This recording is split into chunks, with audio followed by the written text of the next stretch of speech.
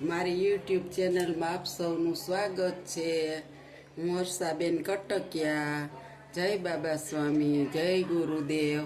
આજે આપણે બનાવીશું પનીર બટર મસાલા મિક્સ। તો એને માટે આપણે પનીર લીધું છે।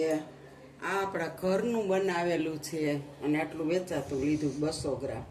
પછી આપણે જો ટમેટાની પ્યુરી બનાવી છે અને આ બધા ખડા મસાલા લીધા છે, તજ નથી, લવિંગ, તમાલપત્ર, એલચો ને ફૂલ, અને આ આદુ, લસણ, મરચાંની પેસ્ટ છે, અને આ આપણે ડુંગળીની પ્યુરી બનાવી છે, અને આ આપણે મસાલો લીધો છે, પનીર મસાલા બનાવવાના છે ને બટર, એનો મસાલો છે।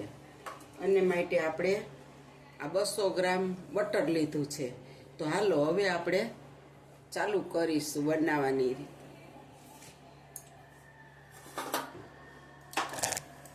હાલો, જો આપણે ગેસ ઓન કરી દીધો છે, કડાઈ ઉપર ચડાવી દીધી છે, તમે જોઈ શકો છો કડાઈ।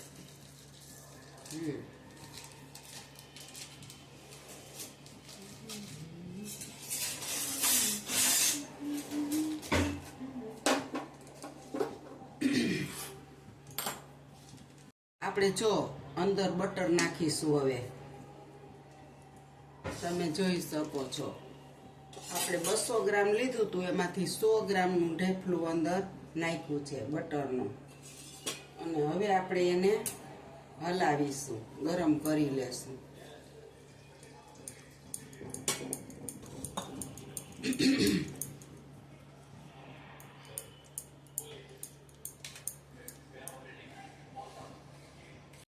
હવે આપણે જો આની અંદર થોડા મસાલા નાખી દઈશું।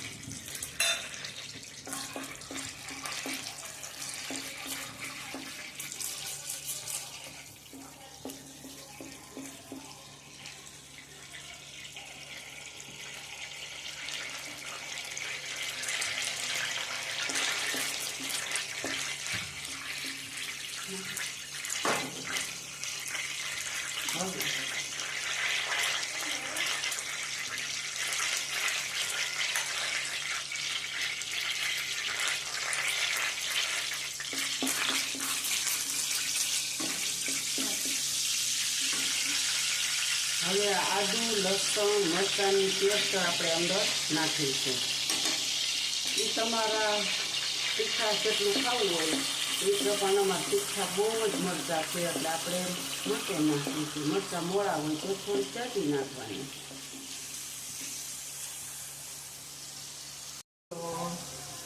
હવે આપણે આ ડુંગળીની પ્યુરી નાખી દઈશું।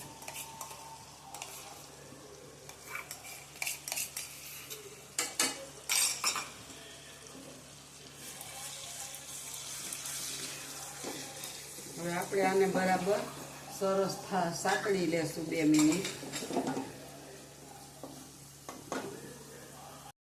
જો આપણી ડુંગળી એકદમ પકડાઈ જ ગઈ છે અને કલર ચેન્જ થઈ ગયો છે, અને હવે આપણે નાખીશું ટમેટાની પ્યુરી 1 તાસડી।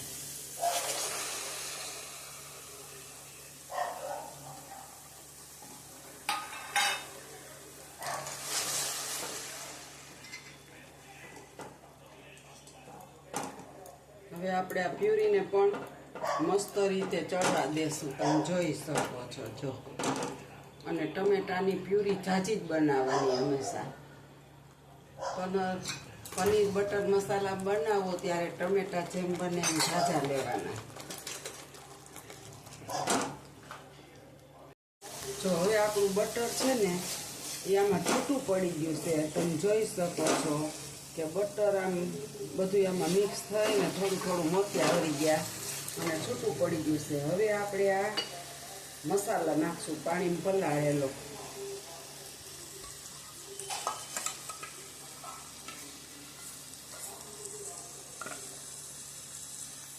હવે આપણે એને પણ થોડો હલાવી નાખશું।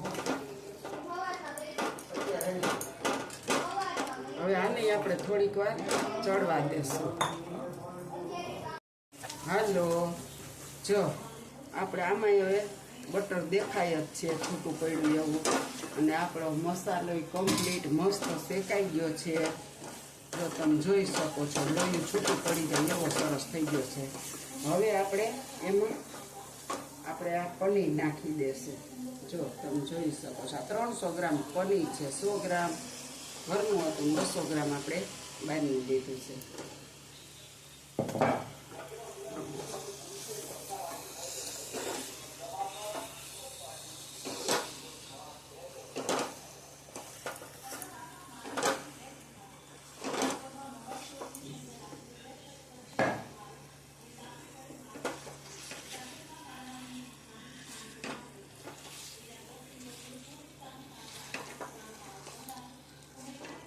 હવે આપણે આ પનીર માથે મસાલો બધો ચડી ગયો છે. જો તમે જોઈ શકો છો મસ્ત. હવે આપણે એમાં પાણી નાખીશું.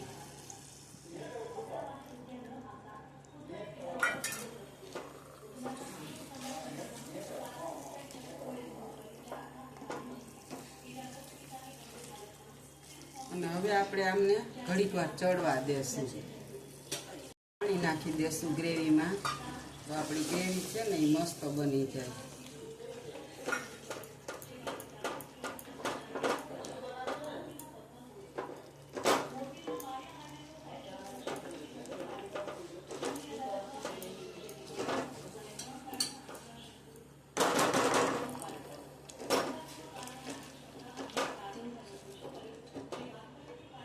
હવે આપણે આને થોડીક વાર મસાલાને ચડવા દેશું. હો, તમે જુઓ, આપણે હજી થોડીક વાર આને ચડવા દેવાનું છે.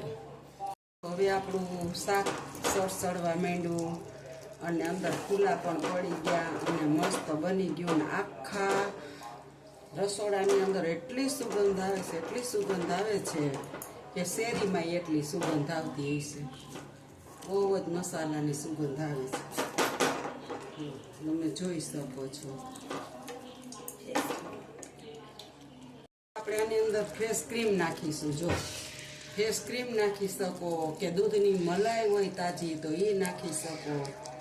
જો આપણે એ નાખ્યું છે. હવે આપણે આને થોડું હલાવી નાખશું. મસ્ત બની ગયું. જો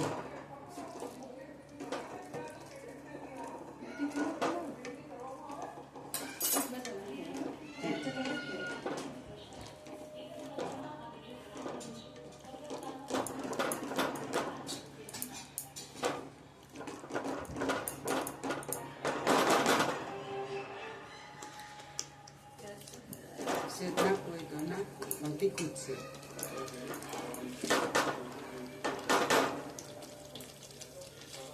તો આપણું શાક મસ્ત બની ગયું છે.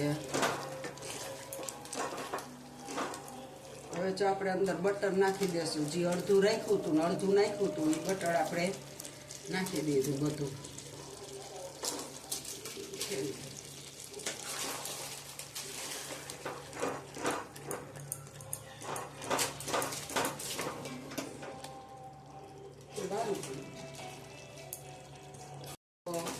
જો આપણું શાક બટર નાખ્યું એ પણ ઓગળી ગયું અંદર અને મસ્ત બની ગયું છે. અને સુગંધ પણ એટલી આવે છે કે તમે આવ્યો ને તો ખાવાનું મન થઈ જાય. એટલું મસ્ત બન્યું છે આપણું શાક. અને જો આ બટર બધું ઓગળી જશે ને એટલે માથે એની તરી બાંધી જશે.